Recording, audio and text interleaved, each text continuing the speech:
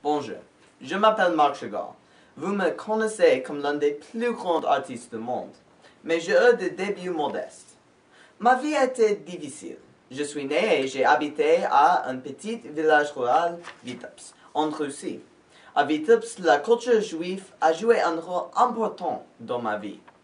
Mon père s'appelle Zakhar Chagall et ma mère s'appelle Aida Chagall. Quand j'étais jeune, mon père travaillait dans une usine de poissons et ma mère était propriétaire d'une épicerie. J'ai vécu en Russie, en France et aux États-Unis, mais la France est mon pays préféré. Ce dessin est violoniste vert. Comme beaucoup de mes tableaux, ce dessin a été inspiré par une nostalgie de mon enfance. La matière de ce tableau, et de beaucoup d'autres, est un vieux violoniste juif.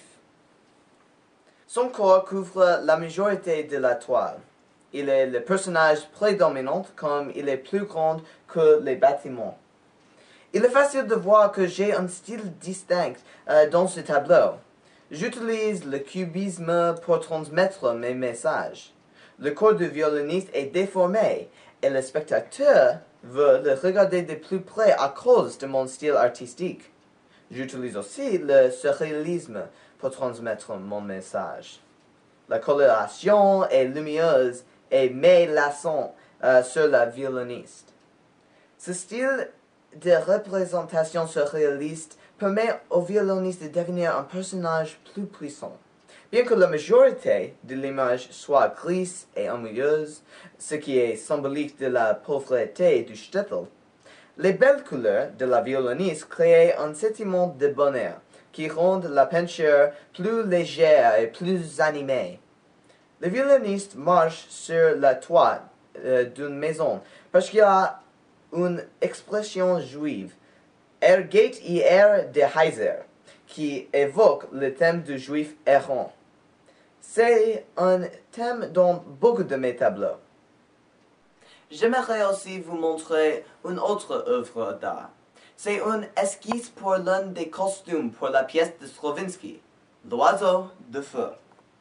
Le ballet est basé sur le conte populaire russe de l'oiseau magique lumineux de même nom, qui est à la fois une bénédiction et une malédiction à son ravisseur. Il s'agit dans la pièce du prince Ivan, qui est emprisonné dans le domaine de Kachkoy l'immortel. Il trouve un oiseau de feu qui, en échange de sa liberté, excède au désir d'Ivan. En fin de compte, l'oiseau dupe Ivan en tuant Kachkoy et puis il obtient sa liberté. Comme mon croquet montre, je veux que les costumes reflètent la nature. Je veux que le public voie le domaine de Kachkoy l'immortel comme un lieu de pouvoir et de beauté. C'est quelque chose de terrible, mais en même temps quelque chose qui inspirait l'admiration. J'espère que vous avez apprécié ces œuvres et que vous avez une meilleure appréciation de mon art. Ces œuvres vous présentent un morceau de moi, de mon identité juive et de ma culture. Merci de m'avoir écouté.